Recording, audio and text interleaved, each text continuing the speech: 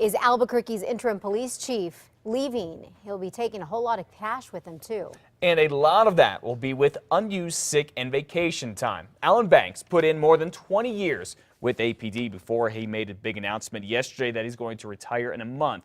According to the city, he has nearly 3,000 hours of unused sick and vacation leave.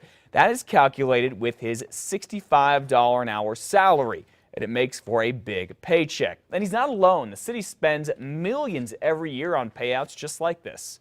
I know it's a large sum of money, but again, it's a lot of his life that he gave to the citizens of this community and to Albuquerque. Although Councilor Sanchez praises Chief Banks for his dedication, Sanchez says he is concerned about these large payouts, and so is the city. The mayor's office says Human Resources is looking into the issue but cannot make changes to existing contracts. With Chief Banks out of the picture, the search for APD's next chief is narrowed a bit this morning.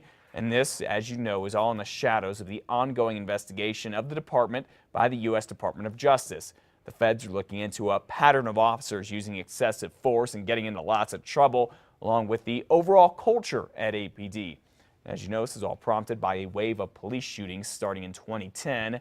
This is a look here at the 6-page color recruitment brochure being sent out to potential applicants. There is a nationwide search going on right now by a national firm. We have a national search going on, and so it would be disingenuous to say we have a national search, but yet the job's already been given to someone. I mean, that doesn't; those two things don't go together. So, from the standpoint of a guarantee, no, there's no guarantees. At this point, it's unclear who's prepared to step in once Chief Banks leaves next month to take the police chief job in Round Rock, Texas, which is just outside of Austin. National search for APD's next chief closes in 3 weeks. Then the mayor says he'll do final interviews. Well, the Bernalillo County Sheriff is probably breathing a little easier this morning. The Code of Conduct Board unanimously cleared Sheriff Dan Houston of ethics violations. A man by the name of Travis Ogle filed a citizen's complaint claiming Houston used county employees' phones and computers for his re-election campaign. The sheriff has flat out denied it all. I came into office as the sheriff never being found guilty of anything. EOC, internal affairs, nothing. And you don't create a 27-year record in this business like that without making sure that you dot your I's, you cross your T's. Houston's attorney said the allegation was hearsay and just a political smear. The Code of Conduct held a closed-door hearing last night in which they cleared the sheriff. The trial of a former mortgage handler accused of killing an Albuquerque couple, his clients, continues today. Police say Ronald Santiago shot Greg and Bernadette Olemacher in their home in 2005. Yesterday, a neighbor testified what happened the day before the murders. He told the courtroom that he was helping Greg build a deck that day and that at one point, when they went to the store for materials, Greg became upset when his check was declined. The neighbor said that he later overheard a phone conversation between Greg and Ronald Santiago, Greg's mortgage handler. What specifically did you hear Greg say into the telephone? If there's not money put in my account by tomorrow, I am going to call the police.